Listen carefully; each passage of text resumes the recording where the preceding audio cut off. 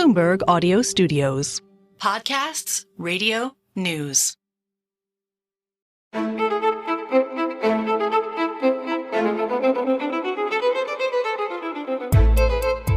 think inflation's a huge part of the story, a huge headwind to politicians, and it's not going to be a meaningful tailwind anytime soon.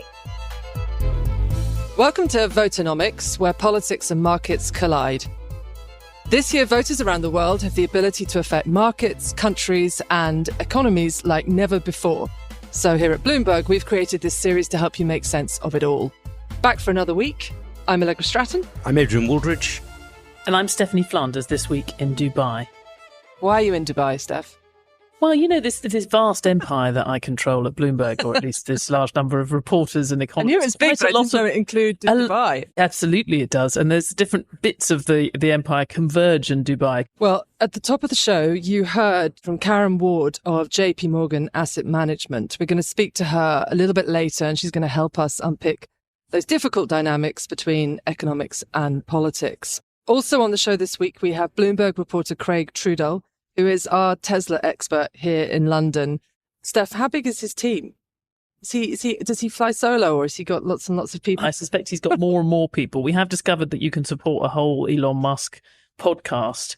And I suspect over time we will just acquire a larger and larger team covering what he's doing. So he's going to be, for Musk aficionados, he's going to be joining us in a second to talk about Elon Musk's deal with China. And also what the TikTok bill tells us about this phenomenon of tech decoupling. But first, Adrian, you have a bee in your bonnet. Yes, I do. I was very struck by William Hague's column in The Times this week. And I think William Hague is a very good columnist. I always enjoy his column in The Times. But this week, I was a bit disappointed. He argued in this column that this is the year of elections, which is what we're all about here. And he said, so far, it's been a great triumph for democracy. More than 400 million people have gone to the polls, and those people have been exercising their rights extremely well with very good effects. And he points to the example of Turkey, Poland, various other examples. And as I read this, I thought that may be true, but they haven't really changed the direction of history. And the one big election that looms over everything else, which is the US election in November, that can hardly be categorized as a triumph for democracy. We have two really old candidates, one of whom has led an insurrection, as many of us would see it, one of whom is looking visibly very elderly, and a real possibility that election will go down to a very few votes in a very few places, which will spark civil disobedience. So looking at William's examples of a few good things about democracy, I didn't feel myself really thinking, yes, this is a great system in the great flushes of triumph. I felt it was a bit of a list of elections that had taken place, and I wasn't sure. I thought perhaps there was a little bit of cherry picking. And actually, for me, the more interesting things are how you have across the Western world, or more developed, richer economies, this deep dissatisfaction with democracy. And you can see in the polling in developing economies, actually, there's more of an enthusiasm and a sense of that democracy may yet deliver for them, and it may yet raise living standards and so on. Except that Hague is writing that column at the beginning of this huge 6-week process. It's too soon to say. Of the Indian elections. And that is an election which really features one man. There isn't really a significant opposition to Modi, and Modi is an illiberal Democrat. He's somebody who, whilst quite popular and going to win the election, is eroding many of the basic constraints on the power of central government. He's a sort of CEO figure. He's a strongman figure. He's not an example of liberalism. He's the worst sort of modern democracy. So again, I thought, actually, democracy only really works when it's qualified by liberalism. Democracy as a sort of triumph of populism isn't very good. So even in the emerging world, where you do have a general sense of optimism and growth, India's growing by 6 or 7% a year, you don't have an ideal version of democracy being put in place in the world's biggest democracy. Because we're a third of the way through this huge year of elections. What do you think the picture is when we're fully through? I'd say that my example would be India, the world's biggest democracy, a strong man winning, and the United States, which I suspect will produce a lot of civil disorder. I think if it's a close election, it'll be a very unpleasant election, and it's a choice between two people, neither of whom, in my opinion, should be running, because the party apparatuses couldn't get it together to choose in this vast country two people who are a bit more appetizing than Trump and Biden. I did think it was a reminder, since you're dumping on William Hague, lifting up his column only to tear it down again. I thought that it was a useful reminder that a lot of elections have already taken place that involve a large chunk of the population or are now ongoing. So, and if you think of Indonesia, Russia, and India, by the time that's finished, that's nearly 2 billion people who will have cast their vote. Although we make a lot of the uncertainty created by all these elections, that 2 billion's worth were never in doubt. There were all places where the incumbent won, and it was no surprise, whether it's Pakistan, Taiwan, Bangladesh.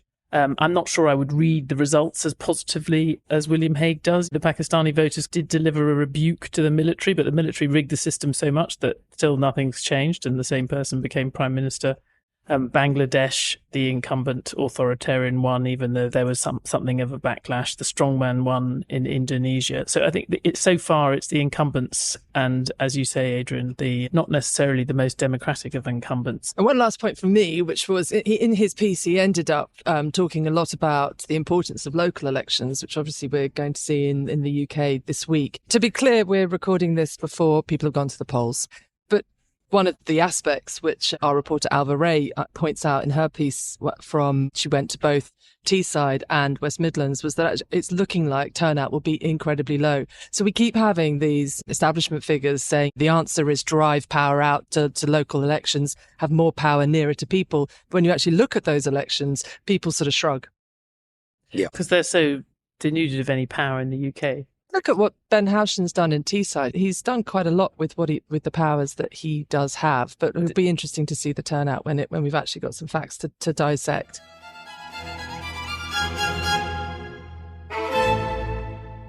So let's get to our on-the-ground reporter for the week. We're fortunate enough to have this week's guest with us here in London, reporter Craig Trudell.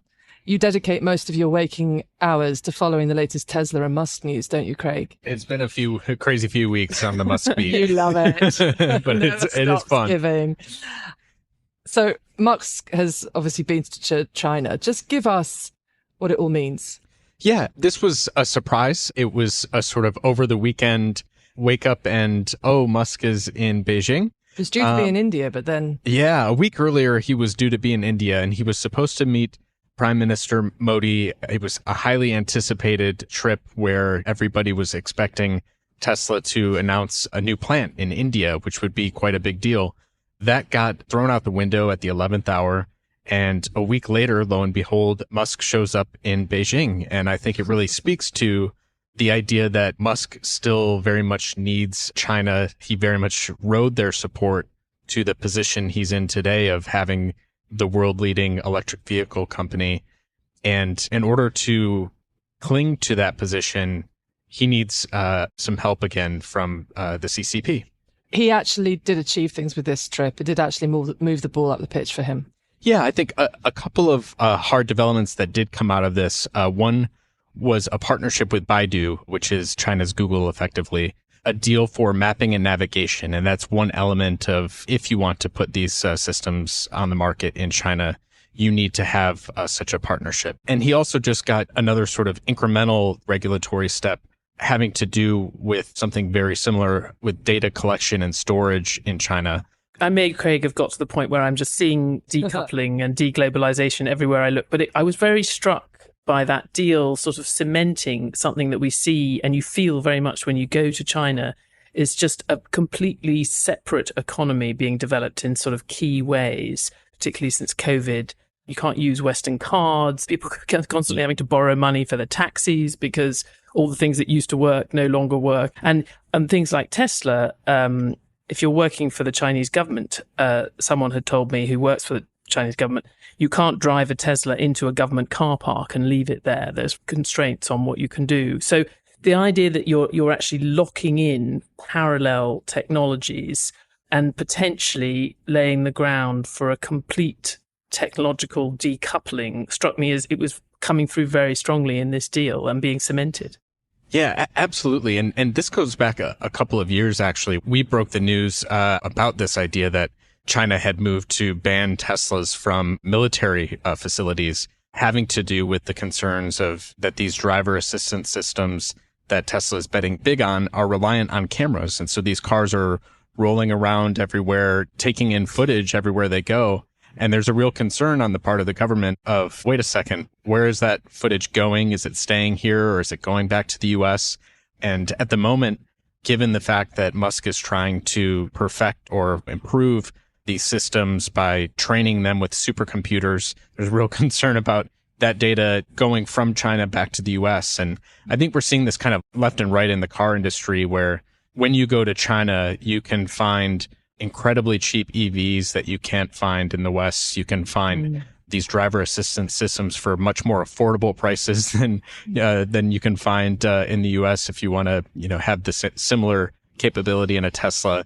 It's absolutely the case that there's a sort of dual track here. But on the one hand, we've got this dual track economy developing. On the other hand, the world's richest American goes over to China and solves an American problem, and his stock valuation goes up. Isn't that an extraordinary confusion?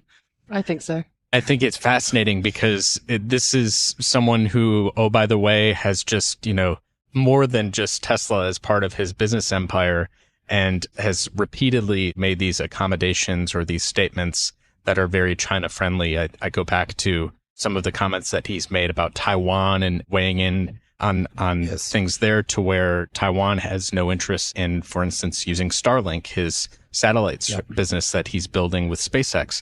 I do think it is also very interesting that this is coming on the heels of the TikTok ban, or so-called ban in the US.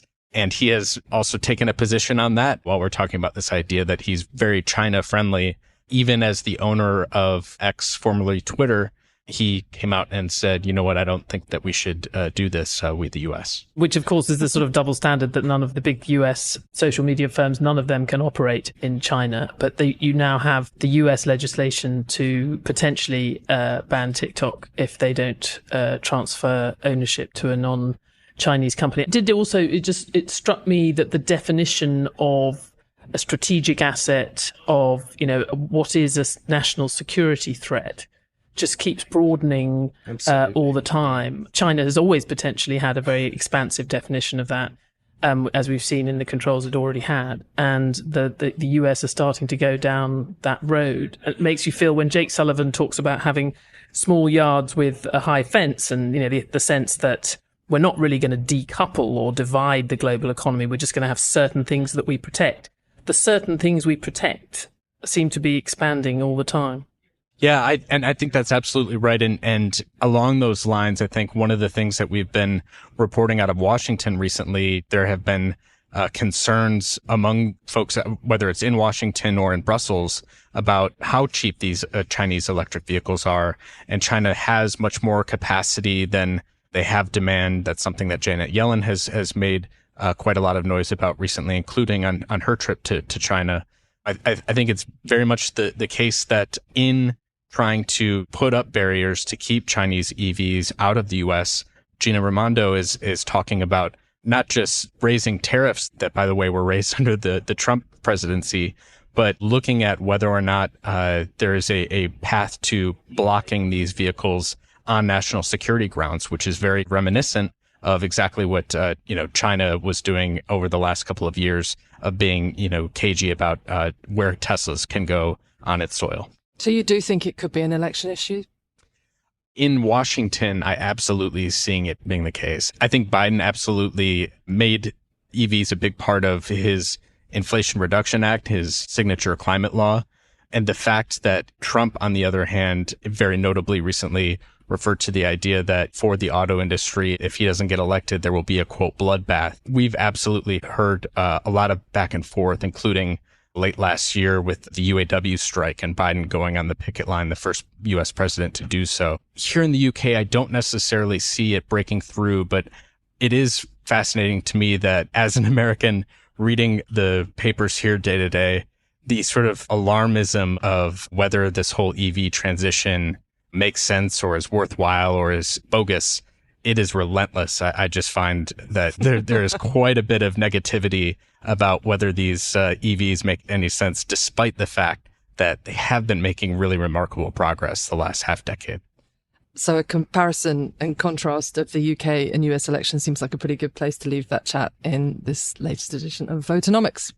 Thank you very much, Craig. Thank you, Craig. That was great. Thank you. Really good. That was fun. Yeah. You'll be back. Thank you so much.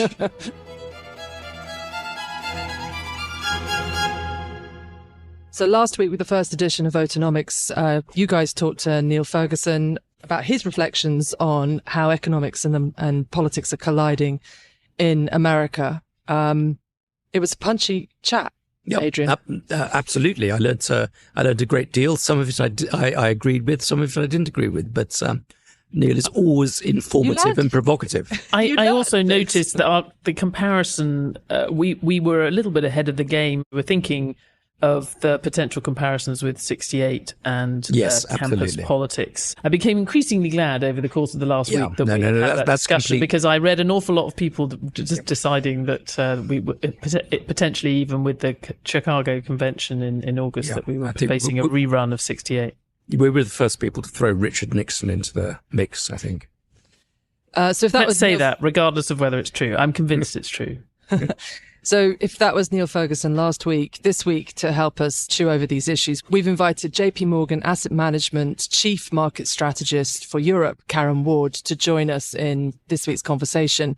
Karen was a former Bank of England economist and also a former advisor to the UK Chancellor of the Exchequer, Jeremy Hunt. We started by asking her if she's seeing the theme of this podcast, Voternomics, so economics and politics colliding, cropping up in her day job all the time. Yes, absolutely. And there's always a question as to when it becomes the dominant force that's impacting markets. One thing I've always found amazing in 20 years of doing this is it is ignored until a single day, and then it's the only thing that we talk about. We haven't quite turned that corner just yet, but I think certainly trying to think through what are the policy ramifications of different electoral outcomes is starting to come onto the radar for sure. And what, in that context, what are the sort of pieces of advice you're getting ready for people? I think in the US, it's really through the three lenses. The first is the obvious one, fiscal policy. What's the outlook for tax and spend? And I think our starting point in the US is what's concerning, because the US has an incredibly strong economy, but it also has a 6% fiscal deficit, which is rather an odd point to be at when you have record low unemployment. You really shouldn't be running a 6% deficit at that time. So how does that evolve? And what do the different parties mean for how that will evolve? Are any parties credibly talking about how they will reduce spending or how they will raise taxes? Doesn't really seem to be a big part of the dialogue. If anything, the discussion is more about whether there's any prospect for further tax cuts. So fiscal policy, always the most critical edge. I think the other two aspects that are particularly key for me when looking at the US are how some of the policies might feed into inflation. Because certainly for markets, for bond yields, the question of whether those inflation problems are really behind us or not is still absolutely critical. And the two policy pieces that fit into that puzzle are migration and tariffs. The US has had this enormous flow of migration into the economy over the last couple of years. And that's really helped ease the pressures of demand on supply. It's helped that economy cope with record low unemployment and still bring down wage growth and eased some of the inflationary pressures. So migration's actually acted economically like a real safety valve. Now, when you look at what voters are saying about what's concerning them, they are clearly less convinced about the economic benefits, and it's one of the key points of concern amongst the electorate. So how the different parties tackle migration is the other. What they might do, how quickly they might turn off any migration taps is really key. And then tariffs, who tariffs will be placed on, what are the scope for those tariffs, how that is part of the geopolitical tensions that are another central feature, but then how the tariffs play into the inflation story also. Is it possible to look at the United States presidential election through this very rational economic framework that you've just laid out when you have such a bizarre and intemperate figure as Donald Trump as the sort of one of the two main players? I think you have to sit back, certainly in my job as a sort of medium-term investor, you really have to do that exercise. And actually, this isn't really just with regards to the US, it's with every part of the world and every potential politician. And you sit back and you think, okay, well, this is what they're saying. But let's just think through the economic reality of them delivering what they're saying.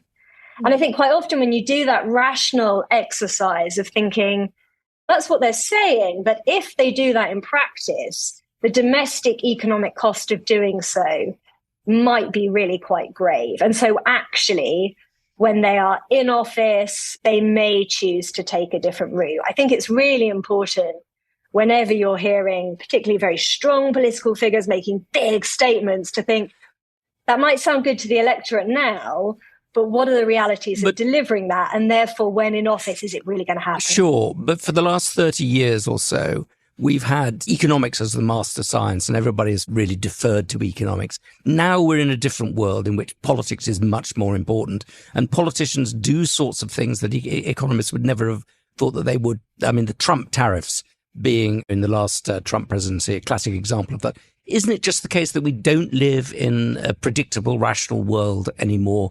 And politics is just much, much more volatile, much more of an independent variable. I think we do have to, our profession, the economics profession, really has to think about what is the lens of different cohorts or different members of society? What is their economics? And how might that influence the politics? So what I mean by that is, for years, you've had the IMF, these big international groups, acknowledging and understanding the fact that globalization, for example, has seemingly done tremendous economic good. It's what the economists would all have predicted should have happened for everybody's benefit.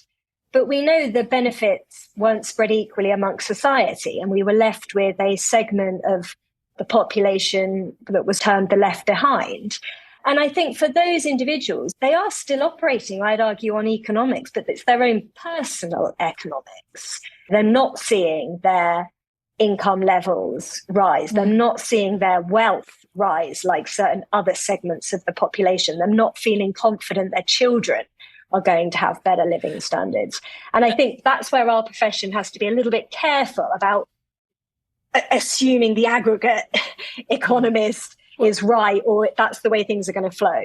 Actually, and that was on that, somewhat related to that, I was going to pick you up on one of the things you were noting about the US, and the classic economics approach to this is to welcome immigration as a source of labour force growth, because what's often driving the growth in overall output.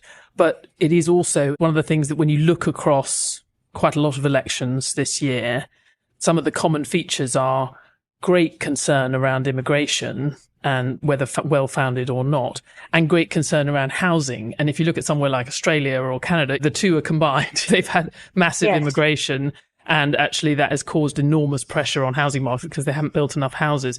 And we've actually looked at how that can also mean that a country that looks like it's had decent growth from your perspective, for ordinary people, actually the per capita growth, if you like, per head, has not gone up. I think there's 13 countries that we estimate across the developed world have had per capita recession. So if you're just looking at growth per head and not growth overall, which doesn't necessarily affect individual people if it's accompanied by increased population, that's a very politically salient aspect of the economic model that we've had in many of these countries. Absolutely. It's a very contentious topic, whether it's about how people are integrated socially, how they're integrated economically. The Pew Institute says that migration is the top concern that the US citizens want their new government to tackle. And we as economists are saying, oh, great, there's no recession in Canada or Australia. But actually, the people have had recessions and they've noticed, even before you start thinking about inflation, because their per head, their income has not gone up. You have a very peculiar situation in the United States at the moment, don't you, whereby we should have an incumbent president sailing towards re-election because the economy is doing very well, and for the first time in some time, people at the bottom of the income scale are beginning to share in some of the prosperity. But you have a lot of angst in the country, and There are many reasons for that, but one of them surely is the angst about uncontrolled immigration, or a feeling of uncontrolled immigration, isn't it? Absolutely. That's what all the surveys point to of the electorate. What is the chief concern that they want tackled? And yes, whether it is alleviating labour market pressures. And again, it comes back to my point about individual economics, that versus aggregate economics. Yeah. An individual will say that, okay, you may think that isn't that wonderful that wage growth has eased because migration has eased some of the pressures in the labour market. Hang on a second, wage growth easing, that's not good for me at all. I want my wage growth to continue accelerating. So I think that's the real challenge, is the individual economics versus aggregate. One of the things that's doing the rounds, as we say, is that somebody has told Andrew Marr at the New Statesman that a Labour government wouldn't necessarily reverse the Rwanda plan immediately. And that's going to cause all sorts of trouble for Keir Starmer, because he's either got to come out and say, yes, I will, at which point that's quite tricky for him, because there is a swathe of the constituents he's now trying to win in the Red Wall who want to see him having that tough line on immigration for the reasons you're discussing. And then there's also another constituency, and it's being pointed out on Twitter a lot today, which is if Labour's about to do incredibly well in Scotland, that's a place where actually this harder line on migration doesn't go down so well. That's not what they're looking for. And Starmer has this coalition, which is not dissimilar to the Boris Johnson coalition that he's trying to assemble, which is, on the one hand, those Red Wall voters, became Conservative. Starmer's now trying to win them back, who want that toughness on immigration. And then on the other hand, that softer left politics that really don't. And it sends a kind of the smell test for them is not good. So today we're seeing the politics of this in the UK being quite uncomfortable. And honestly, that also takes us right back to some of the divisions that we saw in the ultimate result within Brexit also, in how for some, obviously, when you ask lots of different people why they voted for Brexit, there were different reasons amongst different cohorts.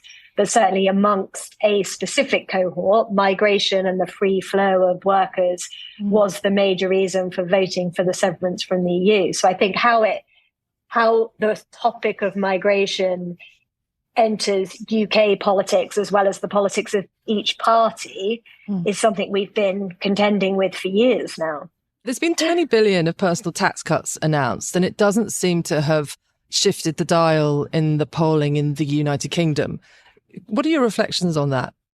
Yeah, it's a good question. And actually, I think there's commonalities behind the question that we spoke about earlier with regards to why Biden isn't polling better in the US. And I think it's the role of inflation within the general experience of households, because by some metrics, households, things look great. We've got almost record low unemployment in the West, very low unemployment by historical standards here also. And we've had these tax cuts. But I can't think of any of my friends or any of my circles, and certainly not in the wider society, that feels they've been an awful lot better off over the last year, because watching your energy bill rise 6 to 8-fold was utterly terrifying, and not knowing if food prices were ever going to come down. So I think inflation has been terribly damaging to real incomes across the West, but very much so here. And I just think that has completely dwarfed any tinkering that we've had on the tax front. Now, as we go through the course of the year, change, because headline inflation is now coming down quite quickly. Those pressures are easing while wage growth is still relatively elevated. So it might be, and we're seeing consumer confidence rise. So you might see some of those more feel-good effects, and then people start to think, well, actually, with that tax cut, I'm starting to feel a bit better about life. But I'm not really surprised that so far nobody is feeling particularly perky about their monthly cash flow. It's funny because I wanted to take things on to inflation, because I was conscious, I was smiling to myself when Adrian was suggesting that it was a new thing to have politics so volatile. And of course, you, Karen, were advising the Chancellor, just in the then Chancellor, Philip Hammond, in the wake of the Brexit result, and obviously facing quite a lot of political volatility at that point while you're sitting in the Treasury. But one thing that you weren't facing then was inflation. And it does feel to me that it's something that economists have underestimated, and certainly politicians, I think, initially, underestimated how much it gets under people's skin. If you just look at the numbers, yes. The Prime Minister is probably going to go to the polls after prices will have risen by 20% over the Parliament. And if that's actually all that voters care about, and it's certainly been a big factor in the sort of lowest rise in real household disposable income per head, then he's sunk. In theory, it's not his fault at all. It was all handed over to the Independent Bank of England, and we thought that was a great decision. But now actually politicians around the world are potentially carrying the can for the decisions of entirely independent technocrats.